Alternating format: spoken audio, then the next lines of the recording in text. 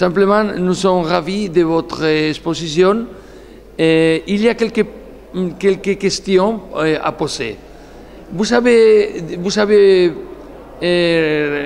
dit qu'il avait des problèmes entre guide et météorologue.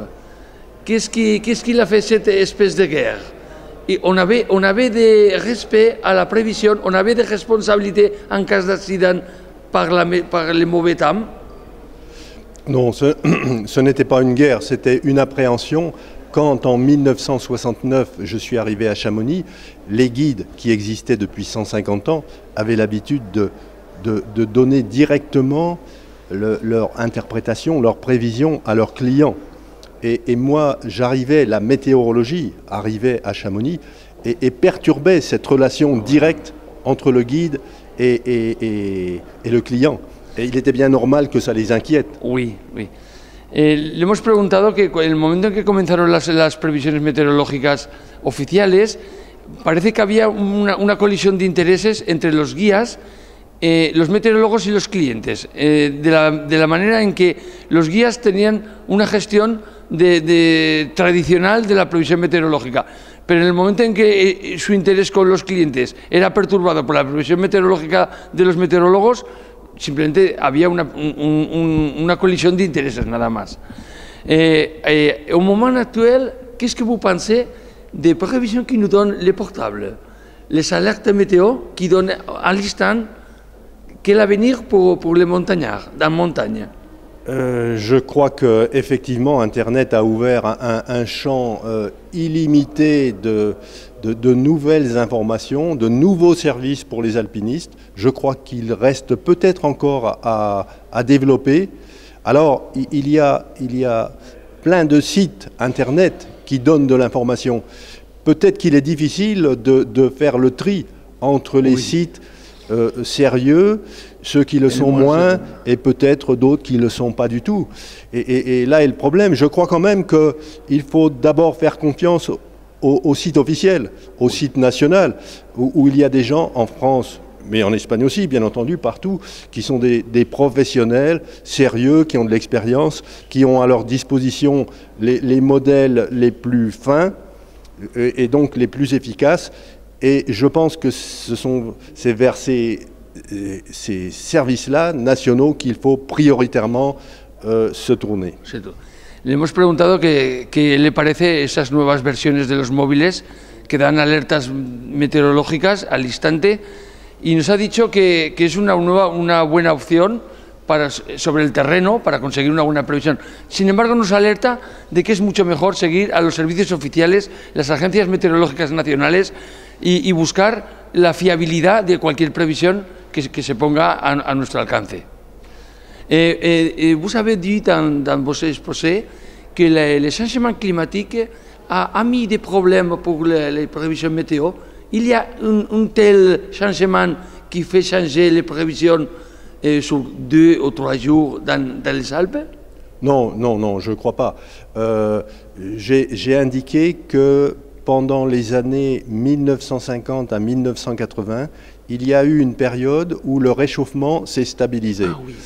Et pendant cette période-là, il y a eu beaucoup d'hivers très froids et aussi des étés, comme on dit en France, pourris, de temps médiocres. Des conditions qui ont entraîné plus d'accidents qu'à d'autres moments. Et c'est la raison pour laquelle qui a conduit la création de la station météo de Chamonix, parce qu'il y avait eu toute une série d'accidents. Alors depuis le réchauffement à partir de 1980-83 a repris et globalement les étés sont bien plus beaux qu'avant. Ha dicho que desde los años 60 hasta los años 80 hubo una estabilidad en el cambio climático, pero habla de inviernos muy fríos y de lo que llama él veranos podridos, que había muy mal tiempo, pero que a partir de los años 83, con la ayuda de estaciones para el apoyo en la predicción meteorológica, pues ha habido un tiempo más estable y se ha podido acceder mejor a la montaña. Je voudrais vous demander en quelle occasion est-ce qu'il y avait des remerciements des montagnards à cause des prévisions pour sauver la vie en cas de forts orages? Ça m'est arrivé, oui. Et c'était quelqu'un qui m'avait un peu, que je prenais pas très au sérieux. J'ai cet exemple dans la tête. C'était pas un guide, c'était quelqu'un qui était un peu un playboy. Il se promenait avec des jolies filles dans Chamonix, en Land Rover. Et un jour, alors je me disais, il était bien habillé, il vendait du prêt-à-porter de haut de gamme. Et je me disais, ce gars-là, il frime, comme on dit. Je ne sais pas si vous voyez ce que je veux dire. Et un jour, il vient me voir et il me dit, est-ce que je pourrais faire le pilier du Fresnay? Est-ce que les conditions sont bonnes? Pilier du Fresnay, c'est très difficile. Oui. Alors je lui dis, c'est pas seulement un playboy, hein, c'est pas seulement un frimeur. Il veut faire le pilier du Fresnay. Alors je lui dis, oui, ça se présente bien, etc. Je lui explique. Et 3-4 jours après, il avait fait le pilier du Fresnay, il est venu me remercier. Et vous voyez, ça m'a impressionné parce que je le prenais pour un frimeur et c'était quelqu'un de très élégant, ça m'a fait très plaisir. Me cuento una anécdota. Yo le he preguntado si en algún momento ha habido agradecimientos por parte de algún montañero, el cual, gracias a una buena previsión, había podido salvar la vida en caso de tormenta. Y me cuenta una anécdota de una persona joven, muy bien vestida, muy a la moda, que se dedicaba a la venta de prêt-à-porter, de moda, que le pedía consejo para hacer una actividad de mucha dificultad, el pilier de Fresnay, y él dudaba de que fuera capaz de hacerlo. Y al cabo de 3 días volvió hacia él y le agradeció la previsión y que había hecho el pilier de Fresnay. Y entonces él se sintió pues muy contento, pero eso, que a veces las apariencias se engañan y le da la razón a que esta persona era muy capaz para hacer el pilier de Fresnay.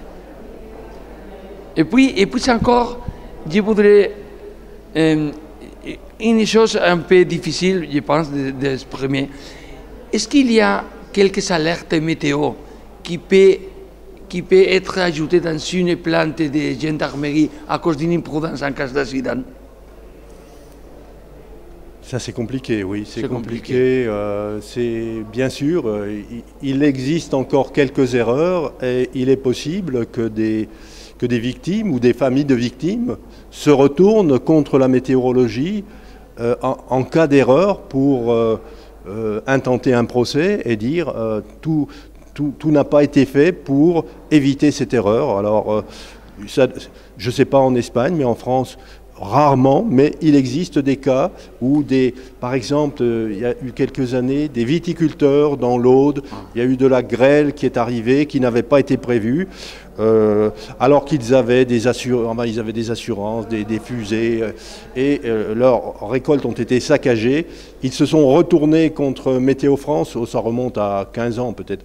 Et Météo France a répondu, nous, on ne garantit rien, c'est une probabilité, il y a une erreur, mais ça dépasse nos possibilités. En caso de montaña, le he preguntado si en algún momento, en caso de accidente, se ha podido reclamar responsabilidad a la previsión meteorológica. Dice que eso es muy difícil y que no ha ocurrido. Sin embargo, en Francia, a nivel económico, pues ha habido casos de tormentas en zonas de viticultores que han intentado reclamar responsabilidad a France Météo y han dicho que ellos no pueden asegurar la fiabilidad de una previsión, pero ahí está el problema. Bueno, merci Jacques. C'est moi. J'ajoute que je découvre votre région, je découvre Saragosse avec ma femme. Nous sommes enchantés, très belle ville, c'est magnifique avec des monuments sensationnels. Je suis très content d'avoir découvert à cette occasion votre superbe région.